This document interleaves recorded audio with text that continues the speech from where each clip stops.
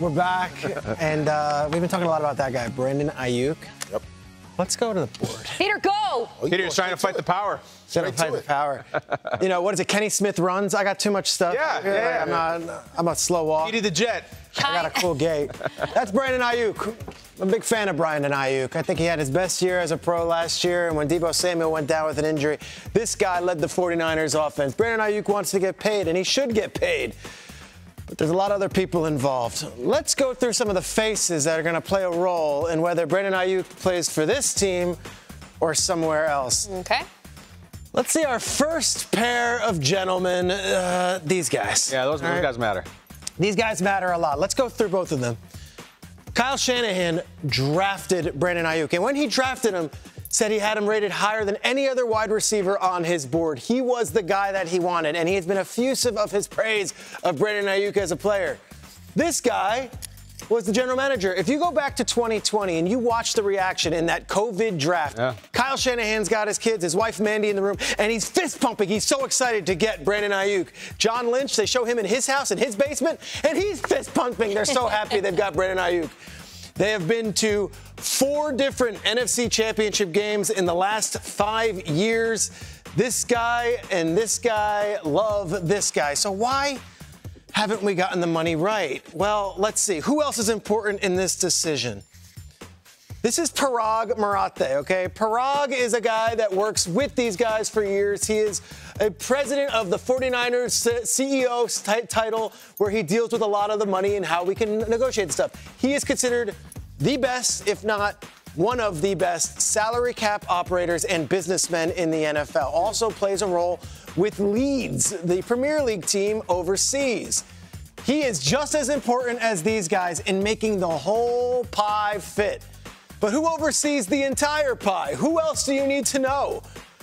Well, that's the owner. That's Jed York. He is ultimately going to be the final decision maker and say, yes, check this off. Yes. So you now have 1, 2, 3, 4 men who all love this guy and want to see him be in a 49ers uniform. But there are some outside reasons why that might not happen. Get into it. They got to pay this guy at some point. Okay? We love this kid. It's Brock Purdy, who is still making a contract that is suited for a person who is drafted in the 7th round. Brock Purdy is a quarterback in a year where quarterbacks got paid. Brock Purdy's contract is up at the end of the season. Brock Purdy can negotiate a new deal. There's only so much in the pie, right? Who else do we have? Who else do we got? Well, this guy just got his, right? He just got his. Who else do we have? Who else do we got? Well, this guy just got his. Peter, it's too much. Okay, Nick Bosa got his. George Kittle got a new deal recently. They've all got theirs. At some point, the pie, it's all eaten, right? But then you look around the league, and oh my gosh, do you know who that is, guys? That is DJ Moore. 4-year extension just this week for $110 million, $82 million guaranteed. This guy, he got his, and it was literally a few days ago. Is DJ Moore not all the same or not in the same conversation as Brandon Ayuk? Can Brandon Ayuk not look at DJ Moore and say, I mean, he's good, but like, look what we've done with me. Who else do we have? Who else is in this conversation? Oh, who that is? Yeah.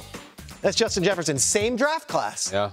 Wow. More decorated player, has had, obviously, some more individual success. Wasn't Ayuk drafted before him, too? Brandon Ayuk was drafted right after Justin Jefferson. So he was drafted, I believe, 21st, and Ayuk was about 25, 26 by the 49ers.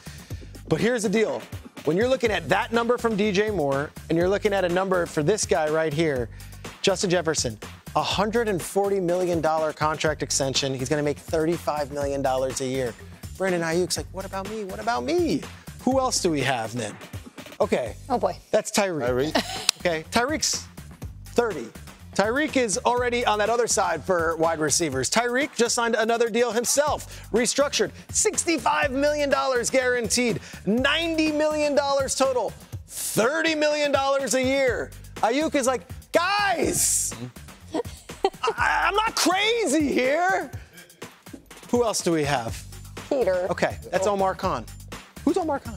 Yeah, who's that? Omar Khan is the new general manager of the Pittsburgh Steelers. Took over last year. Omar Khan's been wheeling and dealing. Omar Khan is here to say it's a different Steelers. We're not just going to sit pretty and say this is our quarterback and we'll draft another one. Omar Khan went out and got Justin Fields. Omar Khan went out and got Russell Wilson. Omar Khan is a guy who wants to get on the phones and wants to make his impact. Can this be the match? Can he get in here? Can we do this? Who else do we have? That's Andrew Berry. Ooh. Andrew Berry's the GM of the Cleveland Browns. He's looking at him and he's saying, wait, in the division, you are going to be the one to get? No. We're still involved. We'll put a framework together. Those are the two teams that you're hearing about most, Steelers and Browns. The Patriots apparently off now. They're out. And Brandon actually has the ability to work with these teams and say whether he wants to go there or not. It's not a true no-trade clause, but he has already said, like, I don't want to go to the Patriots. I will not sign a new contract with the Patriots. I won't be there. You have all these faces. A face that's not up here, his agent, Ryan Williams, one of the best in the game, works for Athletes First. The irony and the crazy part here, Ryan Williams, Ayuk's agent, very close personal friends with John Lynch, which makes this all very complicated. Man. And at points in John Lynch's career, was represented by the same agency as Brandon Ayuk, Athletes First. Very interesting. A lot of different dynamics here. It is a soap opera. And as the world turns, we still have this one man in this same jersey. It all comes down to Brandon Ayuk. And guess what? For the time being, he's still a 49er, and he hasn't been shopped anywhere.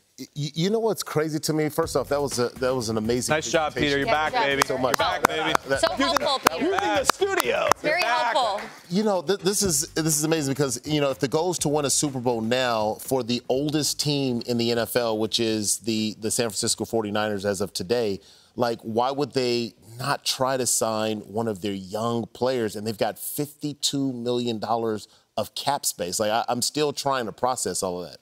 Brock Purdy. He's coming. Yeah. Every one of those dollars is a dollar that he won't want. And then that's going to be a different kind of negotiation. So Peter Purdy might ask for $60 a year. Like that, it's and whatever you want. It's not crazy if he does. I know.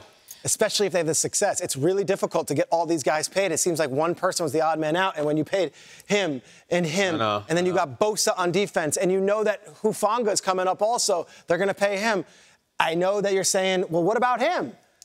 We said it all week on the show. He is still a number 2 wide receiver on their team. As much as we love him, Debo is still the number 1. Peter, painting with a broad brushstroke, from afar, it feels like the Steelers have more room in their pie to give money than the Browns do because of Amari Cooper, no? How does the distribution of cash Browns now have Amari Cooper and Jerry Jeudy. Like, they've got 2, like, former first-round guys that are both on that team. The Browns, though, have been moving and shaking, and they want to get over the hump. They can find a way. Salary cap-wise, yes, it looks like the Steelers are the team that makes more sense, but it hasn't happened yet. Peter, let me close with this. Far upper right corner. Ownership. Typically, as fans, you think the owners get involved with the quarterback contracts, the quarterback drafting. It is now 8/8. It's August 8th. This is not a great look for the Niners. It's not a great thing they have going on. We need a resolution. At some point, does somebody say, pay him or get him out of here now? And does that come from the boss man? We got to end this thing. It's amazing because this is supposed to be their year. They got so close. They got to overtime. It's supposed to be their year. I don't think any of them anticipated it would be sitting here on August 8th. And it's not us hyping up the Niners saying, look at all the talent they have and look what they can do. It's every time the Niners come up, it's talking about their number 2 wide receiver, talking about this guy and his contract. It's fascinating. Kyle, that guy over there in the top right, he lets these guys make the decisions and lets them operate. But to your point, I think there has to be a deadline at some point. We don't want this thing dragging on to the regular season. Peter, you are one of one. You can put 12 faces up on a board, and some would say that's too busy. It's too complicated. Not if Schrager can unpack it for you. Very good, Peter Schrager. We appreciate it. That is the Brandon Ayuk situation. What is going to happen in San Francisco in their wide receiver room? We will see. Peter will tell you. He'll give you all the insights. I learned a lot.